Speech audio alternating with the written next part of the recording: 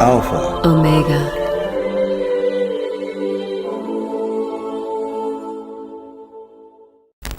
Thank you for joining us on Easter Sunday.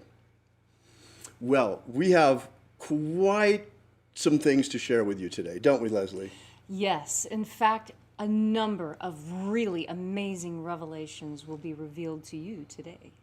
A lot of things coming up here. I am Bishop David Griffin, and I'm here together with Reverend and High Priestess Leslie McQuaid. Now, Leslie is both a Reverend and a High Priestess, as she is both an ordained minister, and at the same time, she is also a Wiccan High Priestess.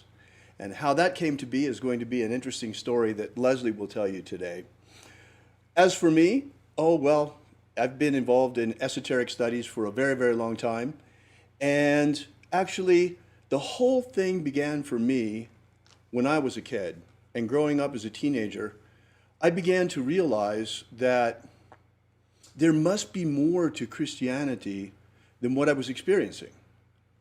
And it seemed to me that the message that we were getting in the Bible was only part of the story. Because we were hearing the message that Jesus was giving to the masses, but very little about what Jesus was teaching his disciples. Seems a little strange, doesn't it? What we would like to share with you today are a whole bunch of interesting things. Today is a very special day. In fact, it's a historic day. Today is a weird Easter, no? Very strange. For the first time in almost 200 years, the egg celebration at the White House will not be taking place. Oh, that's so sad. It's tragic. It's tragic, and many, many other things. Believe it or not, there are today people who are being arrested for going to church. Well, if not arrested, ticketed. It's been going on for a week already. Folks, we are in a serious situation here. It's very serious. No, Leslie? It's incredibly serious. We are all under house arrest. We are involuntary prisoners in our own homes. Exactly. And there is absolutely no reason for it. This should show us just how quickly freedom can disappear. In fact, freedom can disappear very quickly. Look what happened to us. So fast, just because of a virus. Might not have even been a virus. Had they said it anyway, we would have all reacted the same. What we have shown here is just how quickly humanity will acquiesce and put up with totalitarianism. I mean, we are, for all purposes and effects, under martial law already, at least for now. Our ancestors would be absolutely horrified to see us in these conditions. Absolutely. It's really, really horrific what is happening to us. Now, you may ask, so what does all of this have to do with what we're doing here today? Well, we're here gathering today in a religious, spiritual service and webinar where we're going to be transmitting important information on Easter Sunday in the last remaining refuge where we can actually gather together today. I mean, that is not cool. Not at all. Here we are in cyberspace, which we all know is heavily censored already, and now it's taken away from us our ability to physically assemble, to gather together as a group, even to go to church on Easter Sunday. That is astonishing, the lack of freedom that we are now experiencing. About what a travesty it is that we can't gather physically today. That's right. And people are actually getting ticketed for going to church today. And we're talking about just how horrible it is that our freedoms are being trampled on the way they are. They've even announced that in certain areas of the United States, big box stores such as Walmart and Home Depot are going to have police checking people's carts as they exit to make sure they have not purchased any unnecessary items, or perhaps that they have purchased more items than they were allowed under rationing.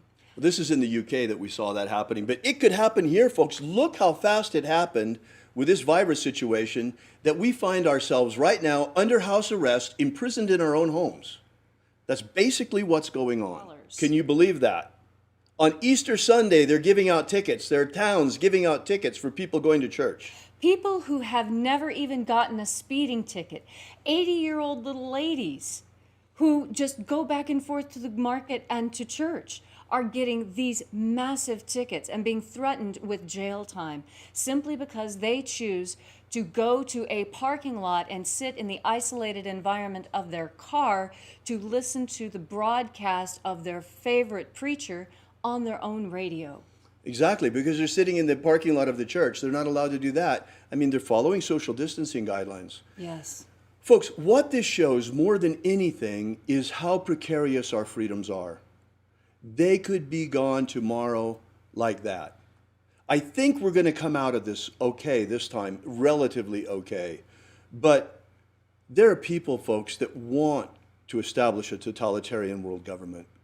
Make no mistake. Make no mistake. And they would do anything to get to it. And our freedoms are in the way. This, it seems, was just a test run. People wanted to see what was going to happen, what's going on. How pliable we are, how willing we are to go along with the rules. How much we'll put up with it. How many people think it's fun to play disaster movie? Ooh. Look, here's someone, holistic vegan. A man in Manchester here in the UK was delivering food to his sick mother and was set upon by police. It's out of control. It's completely out of It's control. completely out of control. But folks, you know that this fits Christian prophecy perfectly. Now, whether this is the realization of prophecy or they have been scripting their world takeover attempt using Christian prophecy, which comes first, the chicken or the egg? But here we are, Right. where they actually are trying to take over, and they are trampling our freedoms today. And all of us are cowering in our homes afraid of a cold virus. Souped up cold virus is basically what it is. We've never been afraid of the flu. You know, this is just symptomatic. But today we find ourselves in a unique situation. I mean, absolutely unique. This is unparalleled in the history of mankind, the situation that we find ourselves in today. Now, those of you who have been with us for any length of time know that every single morning, Leslie and I are magically working for human freedom worldwide. Now you know why. We have seen this dark tide coming. We've been fighting against it. We've been trying to turn the Titanic around and get it away from the iceberg. Encouraging people to help us Right. lend their energy. Right, to the cause of human freedom. When our freedoms are so precarious, on the edge of a razor blade, and could be gone tomorrow. In fact, according to Christian prophecy, the Great Tribulation is coming. And it looks like it's upon us, folks. I mean, look around. Look around and look at what's happening. They're already experiencing the Great Tribulation in China. People are being Right. burned alive. Right. You know, there were Overdose. stories coming out of China of the crematoriums burning people who died of COVID-19 and hearing screams coming out of the crematoriums from people that were still alive. I mean, this is happening in the world today. Today. And just because you're not experiencing it face to face doesn't make it any less real or Right. any less dangerous to you personally. I mean, you saw how fast this virus got around the world, and we all got affected by it. So, here we are, folks, in this weird situation. It's absolutely bizarre. Very, very strange situation. Never heard from before in the history of mankind. The whole world is basically under house arrest. All of us. In one way or another. Half the world, but I don't want to exaggerate. Right. But pretty much. By one little virus. That was all the change that it took. Now you see how precarious it is. So now, folks, that's the reason why we chose today, Easter Sunday, to explain to you the true meaning of the rapture. The rapture, of course, we're talking about from Christian prophecy. Most Christians that think about the rapture imagine it as an event. Right. Now, how are they imagining that? If you think about it. It was described to me as people would rise up all at once, and there would just be a massive all of these uplifting. people coming out of their graves and flying up to meet Jesus in the air.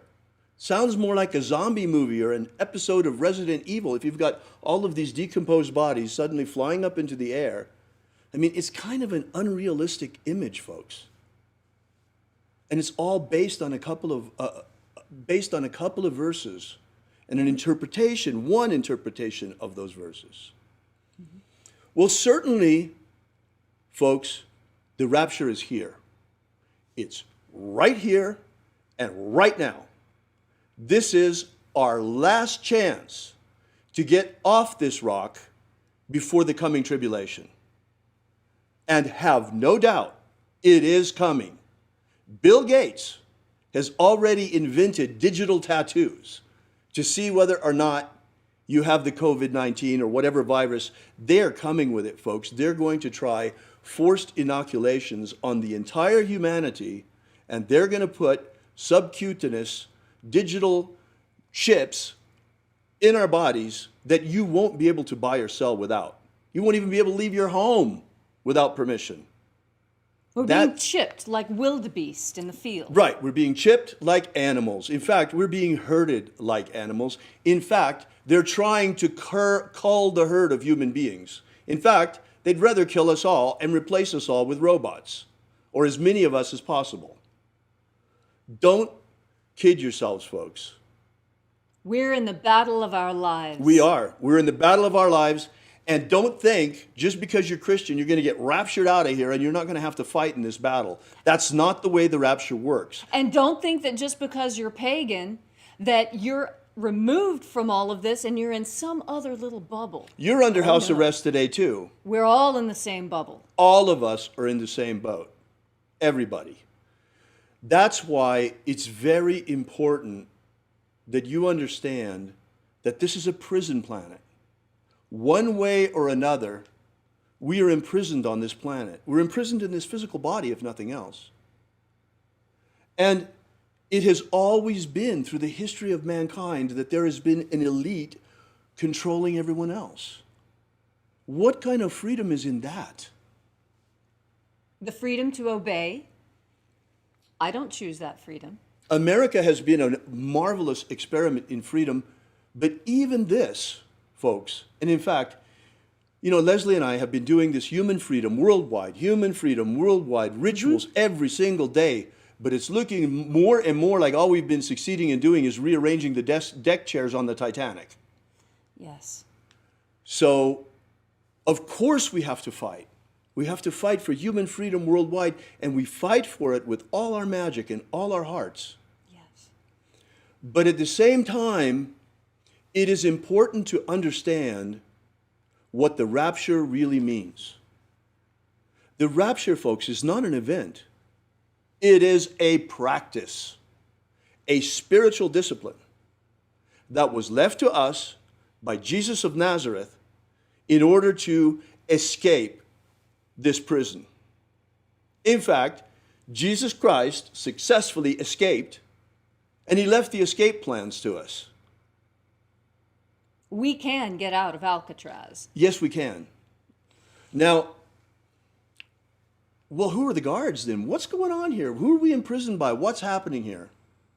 Folks, if you take a look around, you will understand that this planet is invaded by demons. Entities from another dimension, from a lower dimension, that hate us. Desperately loathe us. They want us to be gone.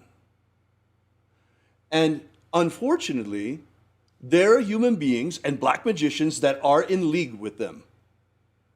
Who, for some reason, appear to hate their fellow humanity. They would rather have personal power and lord it over us. That is not going to work the way they think it is. Right. Not at all. Not at all. Not at all. So therefore, it's very important. If I had told you this any other Easter Sunday, you would say, he's nuts. And there are people for sure that are watching this right now that are saying, he's nuts. But you will see. With time, you will see. Yes. What matters is that it was never intended that we human beings should come back incarnation after lifetime back to this planet. That was never the idea. This is a garden of souls, folks. The earth is a garden of souls. This is our kindergarten. This is our childhood. This is the first stage of life for us. Every single human being, including you, has a divine spark inside. A spark of divinity that comes from the highest dimensions, inside light. There's a luminous spark inside each and every one of us that has the potential to blossom into a mature soul, a mature energetic body, into which we can project our consciousness at the moment of death, becoming consciously immortal and transcending to the higher planes. All of the great initiatic traditions of history have talked about this, folks. Yes. So what I want to talk about a little bit are a couple of books that many people are very, very familiar with, and most have read at least one of them. Right. The Tibetan Book of the Dead and the Egyptian Book of the Dead. Right. Now, what makes these two texts so interesting? Well, first, Jesus would have probably had access to the Egyptian Book of the Dead. Right. It was in existence at the time of his life. So too, the Tibetan Book of the Dead. And there are those who think that perhaps a journey was made at some point during the missing years of Jesus, and maybe he studied in India, maybe he studied in the East. There's no definitive proof of that we've found thus yet. That being said, there are amazing synchronicities between the Tibetan Book of the Dead, the Egyptian Book of the Dead, and the process of rapture. Folks, early Christianity did not look at all like it looks today. Things have changed over time. In fact, the biggest change was the coming of the Roman Church, especially the coming of the Roman priesthood and Roman Christianity becoming the official religion of the empire. When that happened, it was just a question of years. Magic was forbidden throughout the empire. Imagine that. And in fact, they began to eliminate all trace of Jesus' magic from canon, completely scrubbed. And people until today have been told that magic is evil. You would not believe it, folks. It is absolutely unreal. One would think that things have changed after 2,000 years. You see, back in Jesus' day, they accused him, the religious leaders of the day, the scribes, they accused him of casting out demons by the power of the prince of demons. In other words, being in league with demons himself. Jesus' answer was, a house divided against itself cannot stand. As we see in the United States today. I know. So, but the point is that nothing has really changed. Religious leaders today still condemn magic. Even the magic of Jesus, some of them, believe it or not. And there is no evil in the magic of Jesus, folks. None whatsoever. It is the most sublime magical system of the magic of light that I have ever experienced in my life. Yes, I agree. You know, I've practiced a lot of different types of magics, and the magic of light is by far the gentlest, the most effervescent, the most uplifting and life-altering magic I have ever personally practiced. And by life-changing, I mean that when you undertake a magical practice, any magical practice, in fact, anytime you decide to do something new, it's going to change you. For example, If you decide to start playing a musical instrument, you will never listen to music the same way again. You have been changed by the process of learning how to play music. Right. So too with magic. Magic changes you in very predictable, very prescribed, very planned ways. Especially the magic of light, because you're changing yourself through the contact with the angels themselves. Yes. And this contagious contact with angelic forces naturally uplifts the human spirit that is contained within our bodies. Jesus taught this as well, folks. He taught it to his disciples. The Romans, I mentioned, tried to eliminate every trace of Jesus' magic, especially the Roman priesthood and the Catholic Church, in the early days of the Catholic Church. They were misguided following the councils of Nicaea, when they established prescribed canon and eliminated certain things. One of the things that got eliminated was Jesus' magic. In fact, they tried to wipe out all trace of it, but they weren't able to. The bishops of Egypt, some of them, were clever enough to bury some of the most sacred texts beneath the sand so the Romans couldn't get at them. And one of these was recovered in 1769 near Thebes in Egypt, near Karnak, in fact, in a document called the Bruce Codex, which contains, in my opinion, two of the most important documents of spiritual treasure of the Western world. The first and second books of Iao. The first book of Iao and the second book of Iao. The first book of Iao contains the magic of the treasuries of light. That is what Leslie and I have been sharing with you now on a daily basis for almost 2 years now. Yes. Every single day, you opening the treasury of light, a different treasury, and working our way through the entire system. And also doing some work with scrying on our own to get to know the system thoroughly. Mm-hmm. But the second book of Iao is even more interesting than the first. And this is why Leslie brought up the Tibetan Book of the Dead and the Egyptian Book of the Dead. Yes. Because, folks, I hate to be the bearer of bad news, but the earth is invaded by demons and we are riddled with them. Human beings also. It's like waking up and seeing what's going on this planet is like discovering you have termites in your house. You have to get rid of them. And this is the purpose of baptism. Mm-hmm. John the Baptist said, I baptize you with water, but he who comes after me, he will baptize you with fire and the Holy Spirit. Well, he was referring to Jesus' baptisms that are contained in the second book of Iao. Yes.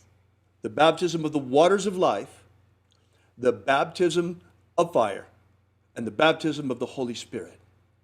3 baptisms that Jesus gave to his disciples. These are 3 initiatic rituals that have an exorcistic function. And they're followed by a ritual specifically to break the power of demons over you forever. This is the whole point of Jesus' magic. This is what it's all about. It's about liberating ourselves from the demonic forces that have us today imprisoned in our own homes. And it's possible. So this is what the magic of Jesus is all about. And it's followed by the mystery of the forgiveness of sins. And then the most important piece of the whole thing, the magic of jailbreak, the magic of rapture, the magic of rising on the plains and getting past each of the guardians as we rise. It is the magic of resurrection into the kingdom of light. Yes. Never before have these things been stated so clearly as they are today. Mm-hmm. Mark this day, April 20th, 2020, for this is the day that the beginning of the rapture has been proclaimed, mm-hmm. as we are proclaiming it right now. Because the rapture is not an event. The rapture is a magic. It is the magic of ascension, the magic of resurrection, the magic of liberation from this body of flesh. No longer do you need to come back and reincarnate in another meat body. But at the end of this lifetime, we can transcend directly into the kingdom of light using the magic of Jesus. The rapture magic of Jesus. Now, I want to say a few words to the pagans who may be out I'll there. bet. Because, well, for one thing, you need to know how I came to hold the opinion that I have. Because I have, and anyone who has known me has known that I have been very adamant in my criticism of Christianity. And there are many points that Christianity deserves to be criticized for. Yes, the Inquisition was hideous, and they should be criticized for that. However, I counter. Have they not changed their ways? Is there no better sign that the magic of Jesus can move on people's hearts and change them than the fact that Christians no longer seek to burn witches? Now, another thing that perhaps may surprise you is that I am absolutely now comfortable with Christians and Christian magic. This was not always the case for me because I had some baggage, which a lot of pagans do have baggage from this.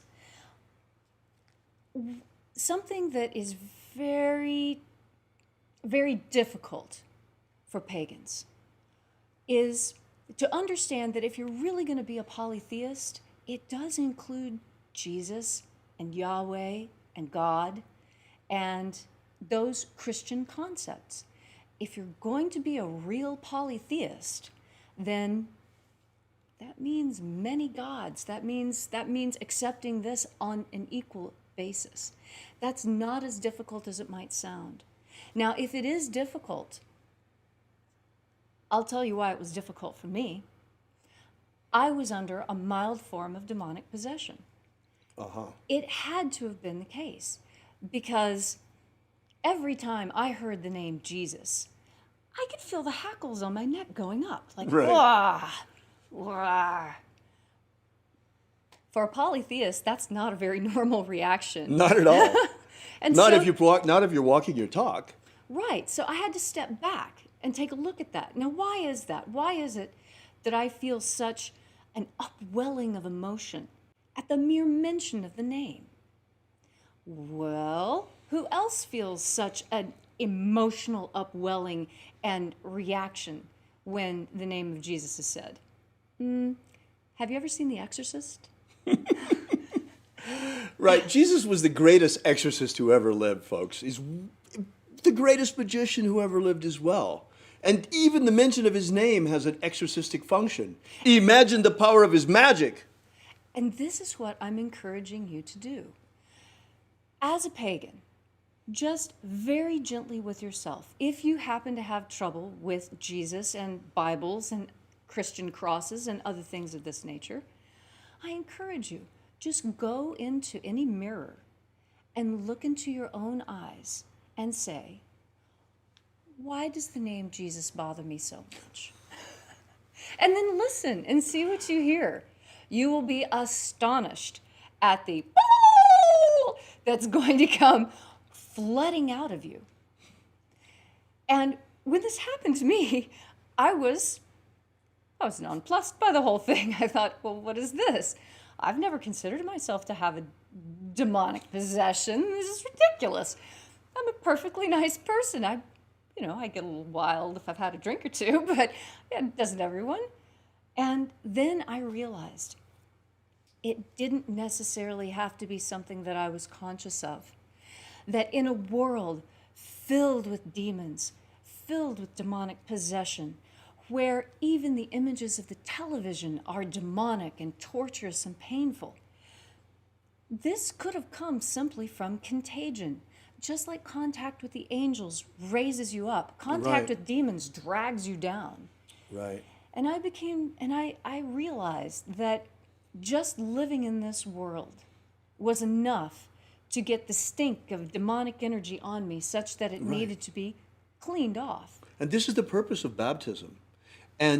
But don't kid yourself. Christian magic is not, or Jesus magic is not the only form of exorcism, by no means. No, the Tibetans have an incredibly effective form. Very wealthy. They've got the big purba that they use, and drums and horns. But all of the great initiatic traditions are concerned about banishing these demons. Also, shamanic traditions, dark shamanism that a lot of people don't want to talk about, where you use somewhat malevolent forces. That's war magic. Dark magic is, there's a war magic that can be used. But even shamans use depossession to pull out the negative entities. And how many ancient cultures believe that all illness, all human suffering, all sickness, all pain come from demonic infestation? In fact, that can be argued even today. Yes. In Now, fact, we could say that we are right now, all of us, imprisoned in our home by demons. at least those who are possessed by demons. If it's viral demons or whatever you want to call them. Sure. Yes. You know? How many angels can fit on the head of a pin? How many demons can fit inside of a virus? It's an equivalent question. Right. So the question is, how do we get rid of them? And let's get rid of them. And that's what we're doing. We've been saying, cast out the demons every single morning. And there's more that can be done, and more and more and more. In fact, we're doing what we can already. Look, now you understand why it was so important that we put out the free ebook that we did. Was Jesus secretly a magician? The 3 lost baptisms of Christ. By the way, you can get that at our website. Let me put that up there for you. alphaomega.church. If you go there to alphaomega.church, you can download this ebook for free, and it's amazing. It will give you some history of Jesus as a magician, and the most important thing is that you can download in that ebook. We have published all 3 of the secret baptisms of Jesus that he used to baptize his disciples. The baptism of the waters of life, of fire, and the Holy Spirit. They're all there, folks. I suggest that you use them. You can self-baptize with them. All the instructions are there. They're all there. It's all there. You have to adapt things a little bit, but it doesn't matter. What matters is that you do it with the intention of purifying yourself, of cleansing yourself, of eliminating these entities from you. It will work. Remember, symbols are what they represent. Right. So as you are doing these baptisms on yourself, remember the symbols. That is what's going to help the most as you cleanse yourself of these negative entities. Right. It's important that you know to do this yourself and you practice it and you see for yourself so that to empower you as you. But still, it is important that the baptisms actually be conferred, and all will come in its due time. We had planned to begin the baptisms this year on the 24th of June, on St. John's Day. But as you can see, the demons had other ideas. Now, instead, we're all imprisoned in our homes. But I promise you this, the day will come when we are free to communicate baptism on the 24th of June, on St. John's Day. And we will begin to communicate the baptisms to those who would like to have them. As John baptized in the desert, so do we. There's a reason for that. Why did John baptize in the desert? Because of the powerful sun there, the God force energy, how strong it is burning in those places at that time. We will communicate these to you. I will baptize you with the waters of life, with fire, and with the Holy Spirit. By the way, my middle name is John, for those who may not have known that. Let me say a word to the Christians. This message, the message of the rapture, is not exclusively for Christians. In fact, this is one of the things that has gotten me in trouble more than anything, is the fact that I have Leslie by my side. Hi. A pagan high priestess, which I have insisted on from the very beginning. We have been berated by certain religious leaders, folks, for that. I've been accused of many things, but mostly they don't like the fact that Leslie is here. Too bad. The message of the rapture, the magic of Jesus, is for all who want to practice it, not just one sect or another. This is a magic of liberation, folks. It is the patronage of all humanity, of all human beings. The magic of freedom, the magic of ascent, the magic of resurrection unto eternal life in the kingdom of light. The kingdom of light is a very real place, folks. It is a dimension at the speed of light. And that's where we're going using this magic. But the bad news is, this is our last chance, folks. Like I said, we've been trying to turn the ship around, avoid the iceberg, turn the Titanic around. So far, we've only been able to rearrange the deck chairs. That's why today that we're all imprisoned in our homes, we are bringing out the magic of rapture and the message of the liberation that comes with the magic of Jesus.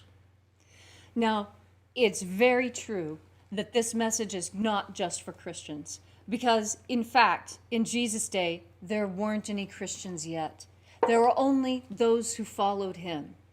And those who followed him came from every stripe and description. Right. Mary Magdalene came from the city of Magdalene, which was a port city, very much like Alexandria, and had every religious and magical stripe that you could think of there. And yet, with all those different choices in front of her, she chose the magic of light. And I believe I know why. You see, when we're talking about the rapture, that's a thing that we get to experience. Easter talks a lot also about the resurrection. And this, I think, is very important because I want you to understand my understanding of what the resurrection is through my particular lens. I've studied a lot of different cultures and a lot of different magical systems in my past. And the resurrection fascinates me. And one day in meditation, I received an answer to my question.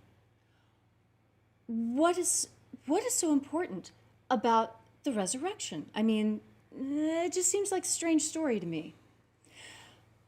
For pagans, the most important idea, the thing that you really need to understand, is that it wasn't the cross, it wasn't the torture, it wasn't the moving of the rock after 3 days. It was the fact that he could leave his body at will and return, even when the body was, for all intents and purposes, physically dead. No discernible heartbeat, no discernible breath, no blinking, stick a needle in his eye, he doesn't flinch. Okay, must be dead, take him down, put him away before he stinks, right? It is amazing that someone could physically disconnect their spirit from their physical body, leave, and then come back and reanimate that body. That is a magical power that I am awed by, to be quite honest. I have seen some really incredible acts of magic. I've seen telekinesis. I have seen levitation. I've seen some really kind of startling, freaky things as well when I was hanging out with the Indians. But I have never seen anyone who has the ability to die and come back. That is a magic beyond all others. And what that says is that his light body was so fully intact and so functional that it was ready right when he needed it. And he could just bloop, step right into the new suit and out of it and back in and out again. And this is talked about in the Bruce Codex, how he was able to put on the robe of light. The robe of glory, exactly. He recovered his robe of light. You know, this story is quite amazing. And it's very important for the Christians out there to understand that Jesus' main message was not salvation. His message was abundant life, here and now. And you can have all the life you want. We call it God force energy. You just have to learn to assimilate it and shine it. This is the most important part of his message. And it's the part that Christianity today has lost, because the pastors of today, by and large, are but the blind leading the blind, as was the case in Jesus' day.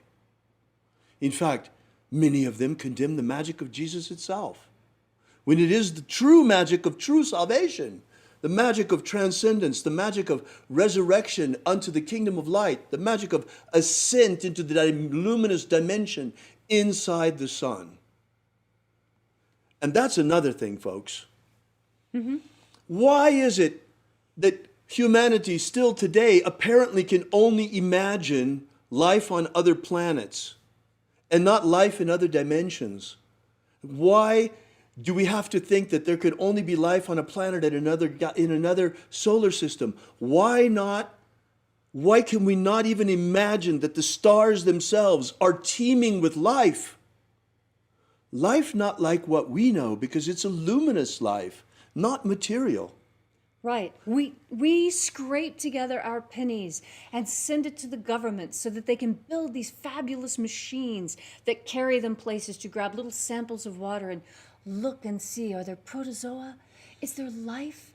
And all you need to do is open yourself up to the possibilities of life inside of stars, life inside of dimensions, multiple layers of life living on life in an amazing interconnected four-dimensional web, 5 dimensions. In fact, mathematicians have already proved that we live in a universe that is constructed on a structure of 11 dimensions. Wow. We have access to only 3, and peripherally of a 4th one. So why do we think we know what life is? Why do we think we know where it can be found? Those who practiced in the past ancient magics, in fact, had more knowledge of life in other dimensions than we have. Although that is changing. There's a very startling development. There are those who are experimenting with going into other dimensions through the use of hallucinogenic drugs and electrical wires. The problem with that is you don't have any roadmap, and you're just being dragged off to who knows what, and they run smack into these demonic clockwork elves. A lower dimension, because Right. the drugs are pulling them down. Right. Folks, all you really have to do is open yourself to the angels. They will come. And it's really wonderful when you're using the magic of light of Jesus, because the magic of the treasuries of light is astonishing in terms of contacting the angels. And once you contact them, the contagious contact with them, because they are reaching down to you from the kingdom of light, from the universe of light, from the luminous dimension inside the sun, and contact with them changes your energetic body, your nature, so that you become more luminous yourself. This is what the magic of light is all about, in all of its forms. Yes.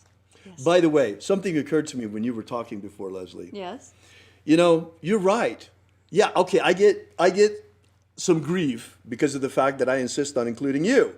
Oh, but you don't know how much grief I get for including him. I know it goes both ways. Hey, well, we're in good company, because guess what? Jesus got the same grief in his day for including Mary Magdalene. And she, I'm sure, got the same grief for hanging around with him. And she was one of his closest, if not the closest, disciple. And just for the record, no, she wasn't a prostitute. She was a free woman, unmarried. Right. And because she was a free woman, unmarried, in a time when most women her age already were married, that is why in the 1300s, preachers started describing her as a harlot, because in the 1300s, remember, now we're getting back into the Inquisition, now we have to Right. stamp down free women. Right. This is when she adopted that, when that moniker was given to her as part of the Inquisition. It was not even part of the ancient Council of Nicaea. Well, you'll be happy to know that in the first and second book of Iao, when Jesus is talking to his disciples, in fact, some of the most important interactions are with Mary Magdalene, who was one of the disciples. In fact, he called her his best disciple because she was able to grasp his message better than anyone else he taught. Right. Right. So, the fact that the magic of Jesus is back, folks, is a big deal. It's a huge deal. In fact, it is the second coming of Jesus' magic. Yes. And we're so lucky that it's back. But it's going to be challenging. It challenges a lot, especially people who are very sectarian in their views, that think it should only be for our group and not for that group over there. Well, I'll tell you this, though. We're putting it out there for everyone. All who would practice. All who would practice. All who would practice. But the prophecy says there will only be 144,000. What does that mean? What this means is that, okay, we are right now in the end of days. We're about to enter into the period of the tribulation. I think it's going to be postponed during our lifetimes. It will probably be the next generation. Because first, the rapture has to have its time. The time for this mission has to first exist so that we have the opportunity to practice. We have the opportunity to leave at the end of this incarnation. But this is the last chance. At the end of this incarnation, for those of you who decide, instead of to transcend and become the luminous being you are destined to become, if you decide to keep coming back, things are going to get worse, folks. It's a lot worse. It's not going to be... It's going to make the lifestyle of Upper Paleolithic mammoth hunters look like a picnic, okay? Just so you know, it's really going to be incredibly uncomfortable. Well, they certainly don't want us to have a lot of freedom. And maybe we can push this off for a while so that we have enough freedom in order to practice and to spread this message, and that you have the opportunity to practice, and that you also have the opportunity at the end of this lifetime. And that's very important. We are not advocates of suicide. No. We are advocates of proper preparation for death. And that's what is important. That's why I mentioned the Egyptian Book of the Dead and the Tibetan Book of the Dead, because these are training manuals for the process of death. Right. And we also have this in Christianity in the first and second books of Iao. In fact, the book of the practice of transcendence, of rapture, is in the second book of Iao. And it's much simpler in the texts that Jesus left than it Very is in the, oh my straightforward. goodness. The Egyptian Book of the Dead, oh my goodness. And the Tibetan Book of the Dead is even more complicated when it comes to figuring out what you have to remember, what you have to do. The Egyptians were pretty clear. When you get to the other side, don't walk on the ceiling, don't eat feces, don't drink urine, don't walk through people. There's certain rules of protocol Right. listed in the Egyptian Book of the Dead of how you're supposed to act as you're making the transition from the meat suit to the light suit. And it's very important when making that transition, according to the Egyptian Book of the Dead and the Tibetan Book of the Dead and to the Book of Iao, it's very important to remember that in this transitional state, you are being judged. You are being judged. You are being checked. Let's see. It's just like in the military. Are you the right height? The demonic forces that have us trapped on this planet don't want to let us go. They have humanity right where they want us, enslaved. Varying degrees, but think about it. Okay, so we've gone from being direct slaves to being sharecroppers, in a certain sense. Right. Many of us have gone from being direct slaves to being indentured servants, but these are all forms of slavery. any form of debt that you currently have is a type of slavery because you are indebted. Right. Indebtedness means that you do not fully own yourself. I know this is difficult to understand, and I really wish that somebody had explained it to me sooner. I want to make this point Yeah. that we've been making this whole time in a different way, and I Okay. need your help to do it. If you wait for me just one moment. Of here, course. okay?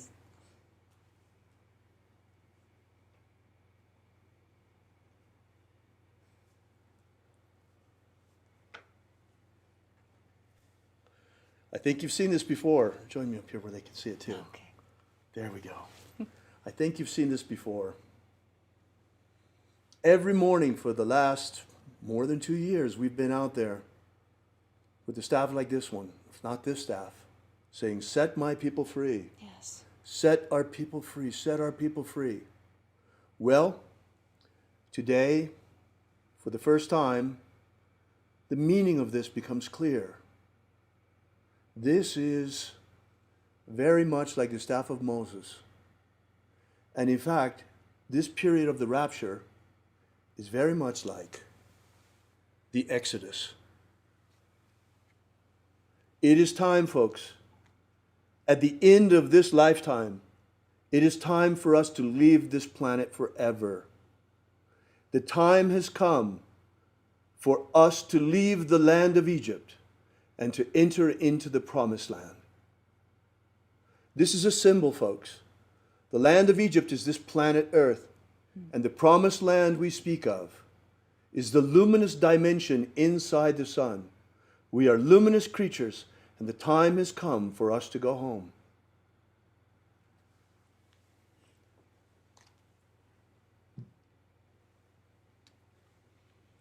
So we urge you, begin with the practice of the magic of Jesus.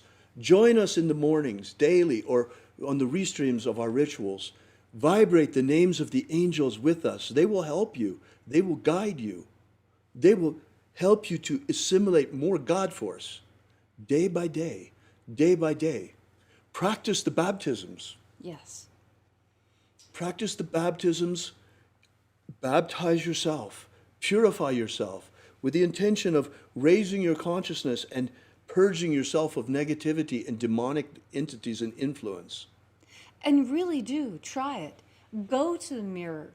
Ask yourself if you have trouble saying the name of Jesus with a smile on your face. Find out why.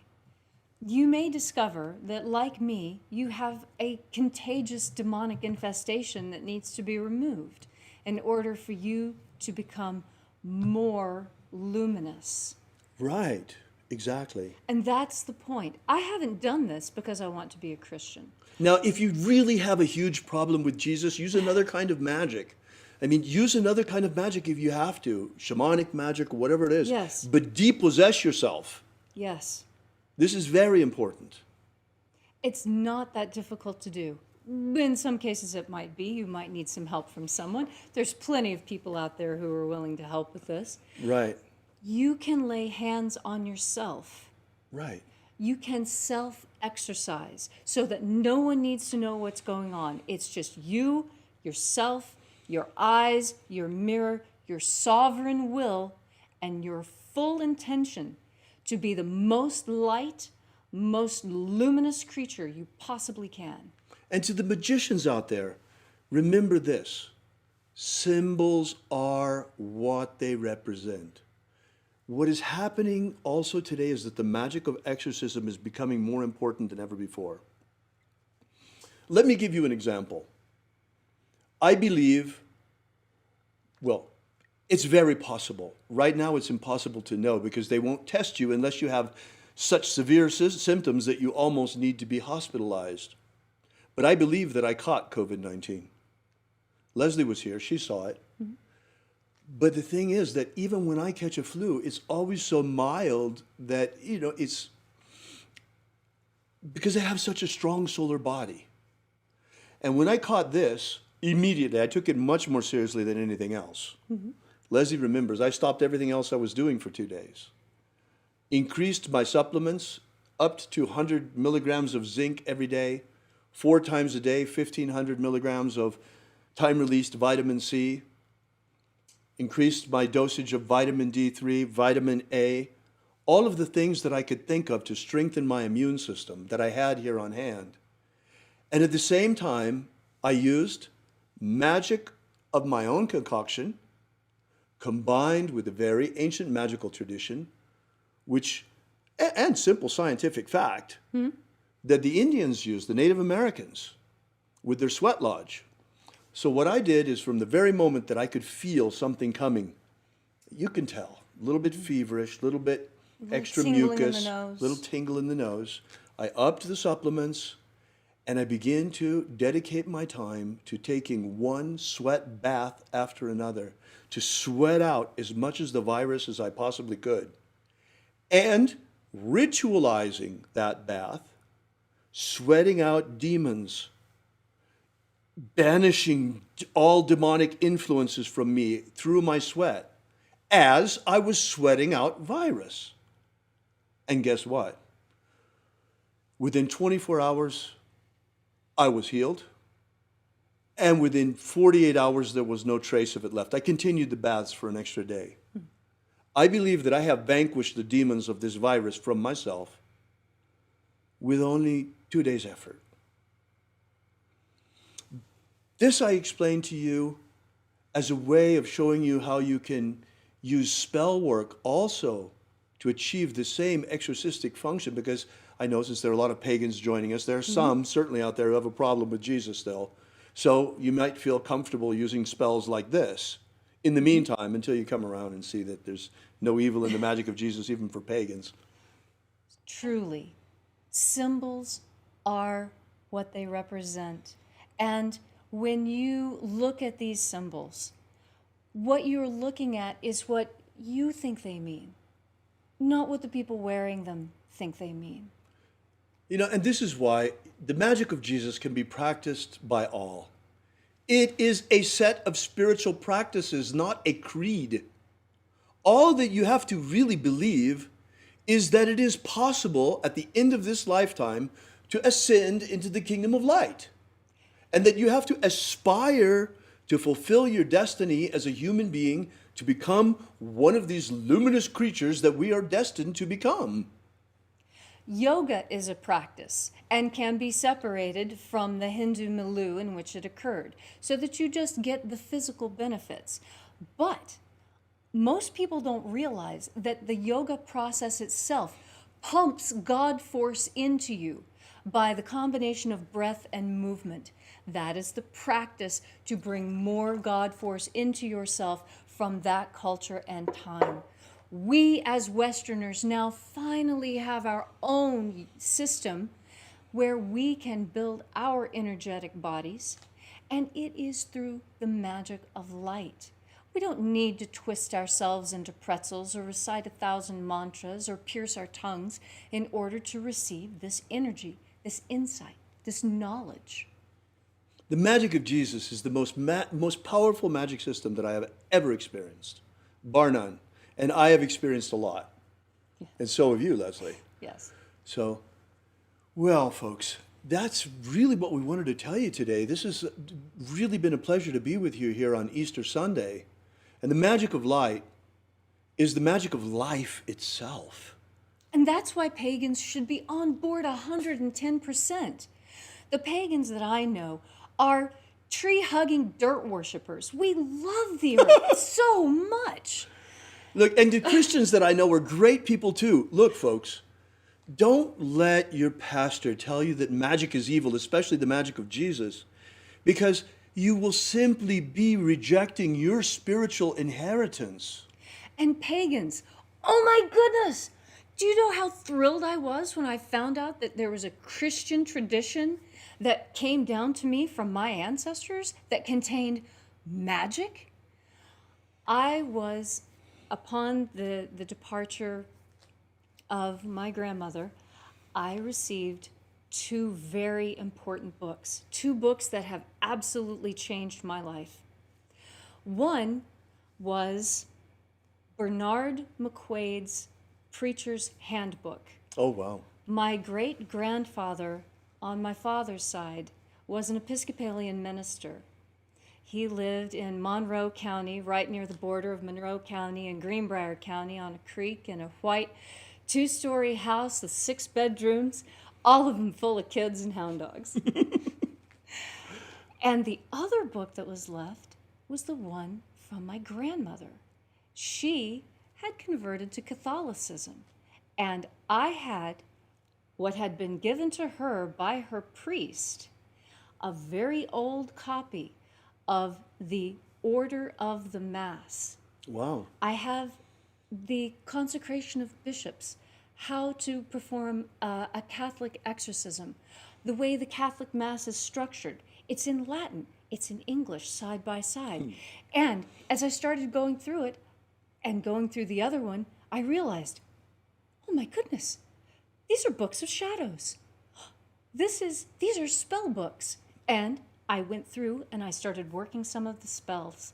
And the magic that is contained there is every bit as powerful as anything I learned from Manny Two Feathers. It is strong magic, and it's our birthright. Most pagans that I know are converts. They were raised in a Christian house and they decided that Christianity wasn't for them, so they adopted a new faith. Well, I am here to tell you that it is time for you to take a look at that which you left behind. Because Don't throw the baby out with the bathwater, folks. I think you missed some really good stuff. Now, do not listen to the preachers of the past. You know, religious zealotry is really a problem. Yes, I mean, it is. whether it's Islamic religious zealots or Christian religious zealots or pagan religious zealots. Or atheist all of zealots. these people that want to create these little boxes and exclude Right. everybody else. Well, look, folks, here we have got a magic of transcendence. We've got something of great value, of huge value, that is the patrimony of all mankind, and we can all use it to not have to come back to this dirt ball after we die. But this time, we go to the kingdom of light. We transcend. We're ready. We know how to escape. We know how to get past the barriers. Yes. That's the magic of rapture. That's what it's all about. And this transcends creed. Yes. That's the message. This is why you have a Christian bishop here standing next to a pagan high priestess, well, who is also a neo-Christian reverend. By the way, this is very important because, you know, Christianity has come to understand itself in a very particular way that is not completely harmonious with the magic of Jesus. And in fact, there are whole schools or aspects of Christianity that will certainly reject the magic of Jesus. But I've been a practicing neo-pagan for 30 years. I've practiced neo-shamanism. And when I looked at this system, Right, I couldn't see it as the Christianity that I remembered from my childhood. right. I could see vestiges of it. This is why we call it neo-Christianity. This is neo-Christian magic, folks. The magic of Jesus is neo-Christian. It's available to all. And I am perfectly comfortable with calling myself a neo-Christian, because what it means is that I have found the message of Jesus, the master magician, in a new way. Indeed. Indeed you have, Leslie. And both of us are really astonished by its power and its beauty and its glory, and we're so honored to be able to share these things with you and to play a role for humanity in bringing these things out. You know, neither one of us have any children left. Leslie chose not to have children, and then I lost my only son. Well, he was our son by that point. And after that, both of us, we don't really have any skin in the game here, folks. But still, nonetheless, we're out there every morning. Human freedom worldwide. Human freedom is trying to stop the Titanic from hitting that iceberg. Well, now we see that it's time not just to keep trying that, which we will every day. We're not changing that. Oh, yes, we're going to keep But at it's it. also time to man the lifeboats. Yes. And here they are, folks. Here's the magic of Jesus. Here are the lifeboats. We got to get out of here. At the end of this incarnation, this is the last chance. This is it. Prophecy says there will be 144,000 ripe souls ready to ascend, ready to resurrect. The 144,000 elect. Folks, are you one of them? That's your choice. Yes. If you want to be one of them, then practice the magic of Jesus and we will leave together. Remember? We will make this journey together. This journey to the promised land, to the kingdom of light. We will ascend and we shall be victorious. But we choose in neo-Christianity for our organization, we choose not the symbol of the cross to represent us, because the symbol of the cross is a symbol of death. And we don't worship a dying Savior. Rather, we practice his living magic. And therefore, we choose the symbol that Jesus chose himself. For he said, I am the Alpha and the Omega. Yes. Thank you so much for coming out. May God bless one and all this Easter Sunday. May God bless you. May we be delivered from this imprisonment very quickly in our homes. It is time to cast these demons out, reopen our economies. Before we go, I ask that you join us for a moment in prayer. Oh Lord, help us on this path.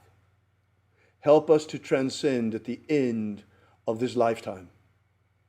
Help us to bring out this magic, that it may become a shining beacon of light for all to see. Thank you so much for coming out. We ask these things and thank him in the name of Jesus of Nazareth. Amen. So mote it be. Thanks for joining us, folks. Welcome to join us on the Exodus, because the hour of the rapture is at hand.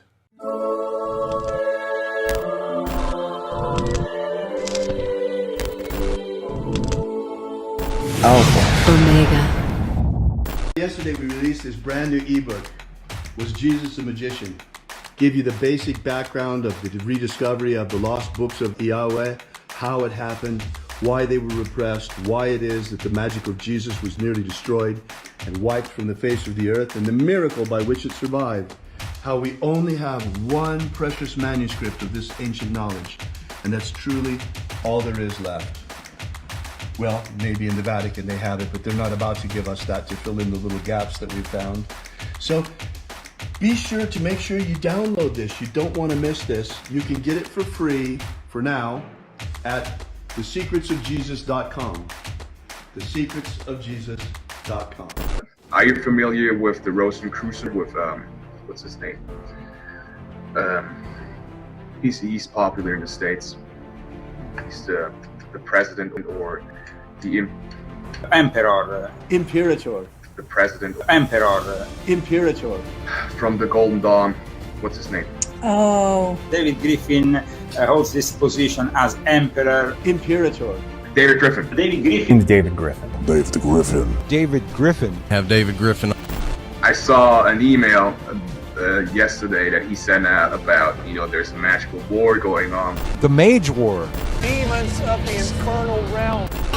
All of them. There is really a magical war going on. The Mage War. There is a guy called David Griffin who is heading all these magicians. David Griffin is S.L. McGregor Mather's present successor. David Griffin. David Griffin. David Griffin. David Griffin. I'm Golden Dawn Imperator David Griffin. David Griffin. David Griffin.